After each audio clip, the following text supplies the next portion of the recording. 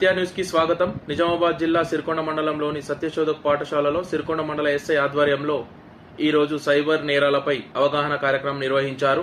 ఈ సందర్భంగా ఎస్ఐ విద్యార్థులకు తగు సూచనలను జారీ చేశారు.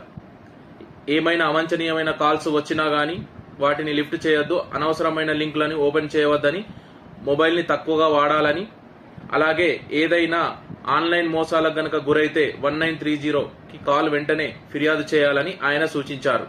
ఈ కార్యక్రమంలో అధ్యాపక బృందం, విద్యార్థులు పాల్గొన్నారు. మీ ఆర్సీ రెడ్డి, సత్య న్యూస్ రూరల్ రిపోర్టర్, సిరికొండ. సరే, ఓకే. ఇంటర్నెట్ యూజ్ చేసి చేసే క్రైమ్స్ ని సైబర్ క్రైమ్స్ ఎట్లా జరుగుతుంది? సైబర్ క్రైమ్ ఎట్లా చెప్పండి.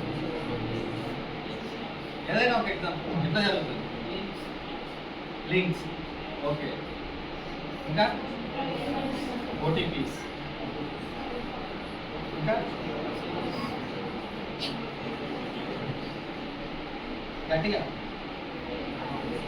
Fake calls, okay, very good. ఇంకా చాలా రకాలు ఉన్నాయి.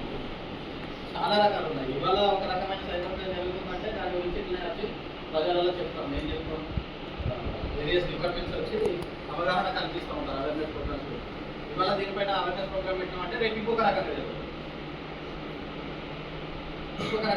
ఫస్ట్ నేను అపాయింట్ అయినప్పుడు 2000